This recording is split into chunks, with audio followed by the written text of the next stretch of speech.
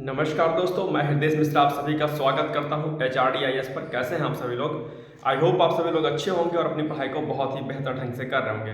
देखिए, आज एक बहुत ही महत्वपूर्ण सेशन हम लोग लेंगे और उसमें बेसिकली कई सारी क्वेरीज हमारे पास बहुत पहले से आ रही थी और आज भी जो है क्वेरीज उसमें है।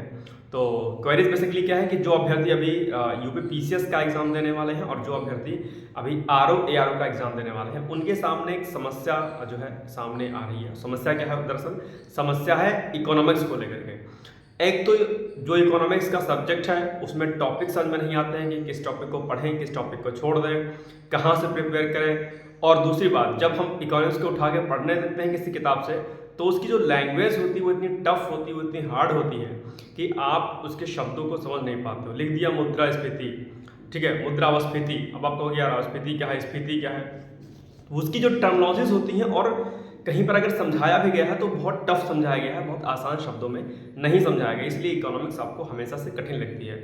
जैसे कि बचपन में मैथ्स कठिन लगती है, वैसे ही कंपटीशन में इकोनॉमिक्स कठिन लगती है। लेकिन उसे आसान बनाया जा सकता है अगर टीचिंग स्टाइल जो है बेहतर हो और हमें टॉपिक्स पता हो कि बेसिकली हमें इन टॉपिक्स को पढ़ना है, बाकी सारे टॉपिक्स जो फर्जी हैं, नहीं पढ़ने हैं, वो आपको छोड़ देने हैं। लेकिन इसके लिए आपके पास एक मेंटर का होना आवश्यक होता है। इसके लिए आपके लिए गाइड का एक होना जरूरी होता है कि जो आपको ये गाइड कर सके दरअसल इस सब्जेक्ट में कौन कौन सा टॉपिक इंपॉर्टेंट है। तो आज बेसिकली हम लोग इकोनॉमिक्स को ही लेकर के बात करेंगे, कौन से टॉपिक्स हैं जिन्हें आपको पढ़ना है RO ARO के लिए और PCS के लिए, और किन टॉपिक्स को आपको छोड़ देना है या उसे हमें नहीं देखना है। ओके, तो बिना देरी के हम लोग सेशन को स्टार्ट करें उसके पहले प्लीज़ छोटी सी रिक्वेस्ट कि अगर आप वीडियो पर नए हैं, चैनल पर नए हैं, तो प्लीज़ चैनल को सब्सक्राइब कर लीजिएगा, साथ ही साथ में लाइक कर दीजिएगा वीडियो अगर अच्छा लगेगा। इसके अलावा बेल आइकन को प्रेस कर दीजिएगा ताकि कोई भी अपडेट हो वो सबसे पहले आप लोगों को मिलती रहे। और जैसा कि आप लोगों को पता होगा कि इस चैनल के माध्यम से न सिर्फ RO ARO बल्कि यूपी PCS UPSC और अन्य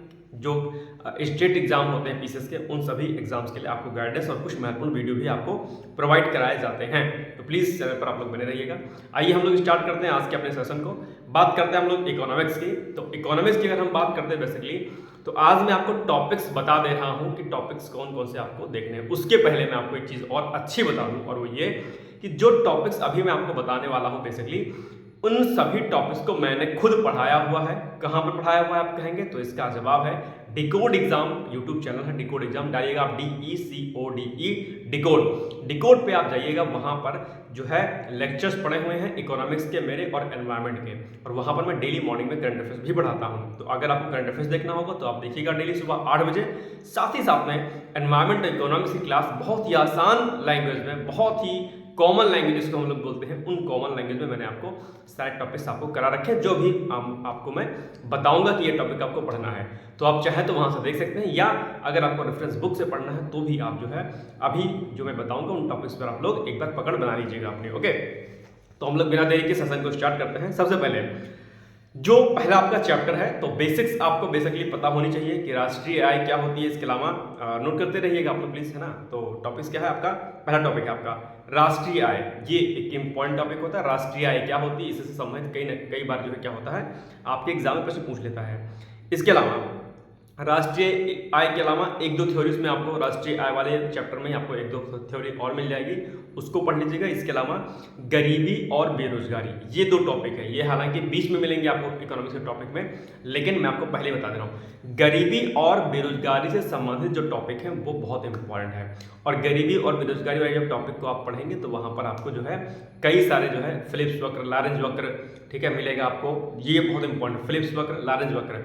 इसके अलावा गरीबी पर जो है कमेटियां अलग अलग बनी है ना, कि गरीबी तेंदुलकर कमेटी ने क्या रिकमेंडेशन दिया था, ठीक है, स्वामीनाथन कमेटी ने क्या रिपोर्ट दिया था अपनी गरीबी को लेकर के। तो कई सारी गरीबी पर कई सारी रिपोर्ट्स हैं अलग अलग कमेटियों की। उन कमेटी ने क्या क्या रिकमेंडेशन दिया था गरीबी को लेकर के, कि इतने रुपए की गरीबी, इतना रुपये आप कमाएंगे तो गरीबी दूर हो जाएगी, इतना रुपये कमाएंगे तो गरीबी दूर हो जाएगी। इसके अलावा जब आप बेरोजगारी वाले चैप्टर में जाओगे तो अनएम्प्लॉयमेंट वाले चैप्टर में प्रछन्न बेरोजगारी, खुली बेरोजगारी, चक्रीय बेरोजगारी, ये कुछ टर्मोलॉजीज आपको वहां पर देखने को मिलेंगी। इन सारे बेरोजगारी वाले टर्मोलॉजीज को आपको पढ़ना है। यहाँ से प्रश्न कई बार आपके एग्जाम में पूछे जाते हैं। तो गरीबी, बेरोजगारी, राष्ट्रीय आय, तीन टॉपिक आपके सबसे इंपॉर्टेंट है। इनको आप स्टार्टिंग में ही क्या करिएगा, देख लीजिएगा। लॉरेंज वक्र, फिलिप्स वक्र भी आपको स्टार्टिंग में ही मिल जाएगा, आप उसको वहां पर देख लीजिएगा कि किस तरीके से लॉरेंज वक्र और फिलिप्स वक्र होता है। ठीक, इसको आपने नोट करिए। चलिए आगे बढ़ते हैं हम लोग। इसके अलावा मुद्रास्फीति है ना, जो ये मुद्रास्फीति का चैप्टर ये भी बहुत आपके लिए इंपॉर्टेंट होता है। मुद्रास्फीति से क्वेश्चंस आते हैं, इन्फ्लेशन डिफ्लेशन पूछता है। मुद्रास्फीति और मुद्रास्फीति जिसको हम लोग कहते हैं, इसको नोट डाउन कर लीजिए, यहाँ से प्रश्न आपके एग्जाम में आते हैं। ये सारे टॉपिक हमने डिकोड पे करा रखे हैं, आप चाहे तो वहाँ से देख सकते हैं। ओके, इसके अलावा रिवर्स रेपो बैंकिंग में आएंगे आप, तो बैंकिंग में आपको आरबीआई पढ़ना है, आरबीआई का फंक्शन पढ़ना है, कौन कौन से बैंकों का राष्ट्रीयकरण कब कब किया गया, ठीक है, जो 14-15 राष्ट्रीय बैंक थे उनका राष्ट्रीयकरण कब किया गया, इसको आपको देख लेना है। साथ साथ में आरबीआई की स्थापना, उनके वर्तमान गवर्नर, उनके जो है और जो चीज़ें हैं, 1 रुपये के नोट कौन छापता है, 1 रुपये से ऊपर के नोट कौन छापता है। इसके अलावा आपको फिर रेपो रेट और रिवर्स रेपो रेट पढ़ना है, जहां से प्रश्न आपके एग्जाम में अक्सर पूछा जाता है।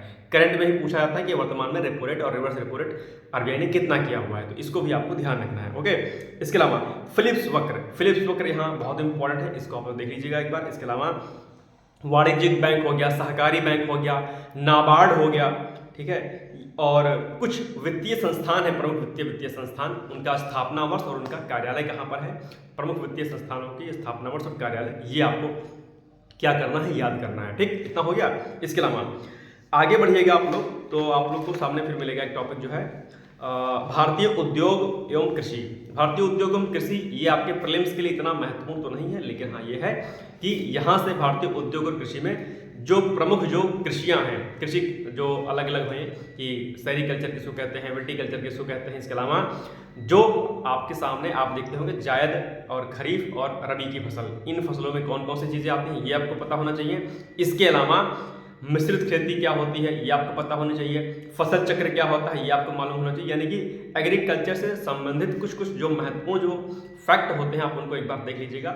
उद्योग से इतना चैप्टर फिलहाल नहीं आता है, लेकिन एक बार आप उसको नजर दौड़ा लीजिएगा। फिलहाल उद्योग इतना इंपॉर्टेंट आपके प्री के लिए नहीं है, मेंस में जो है उद्योग ज्यादा महत्वपूर्ण है, याद रखिएगा। ओके, चलिए। इसके अलावा कर व्यवस्था, अगर आप टैक्सेशन वाले में आओगे तो वहां पर आपको कर व्यवस्था देखने को मिलेगा। कर व्यवस्था, प्रत्यक्ष कर, अप्रत्यक्ष कर क्या होता है, अधिभार क्या होता है, उपकर क्या होता है, बहुत इंपॉर्टेंट टर्मिनोलॉजी है, बहुत ही आसान है और यहाँ से प्रश्न आपके एग्जाम में पूछा था। और इसमें एक वक्र आता है, इसको हम लोग बोलते हैं लॉफर वक्र। क्या बोलते हैं, लॉफर वक्र। लॉफर वक्र को आप लोग प्लीज नोट डाउन कर लीजिए। हालांकि ये भी हमने आपको जो है वहाँ पर वीडियो में डिकोड पे कराया हुआ है, लेकिन फिर भी आप लोग किताब से देख लीजिएगा। नहीं समझ में आएगा तो वीडियो मेरा ऑलरेडी वहाँ पर पड़ा हुआ है। तो कर व्यवस्था में आपको कर देखना है, शेष देखना है, जीएसटी भी देख लेना है एक बार आपको, ठीक है। अधिभार क्या होता है ये देख लेना है आपको, साथ ही साथ में आपको जो है क्या देखना है, लॉफर वक्र या लाइफर वक्र भी कहा जाता है। ये लॉफर वक्र क्या करता है, ये कर की दर और जो राजकोषीय जो रेवेन्यू होता है उसके बीच के संबंध को दर्शाता है। कई बार यही प्रश्न पूछ लेता है कि लॉफर वक्र जो है किन चीजों के बीच मध्य संबंध को दर्शाता है, तो ये भी आपको दरअसल याद कर लेना है। कर वाले जब आप कर पढ़ेंगे तो वहीं पर आपको लाइफर वक्र मिल जाएगा। ओके, चलिए।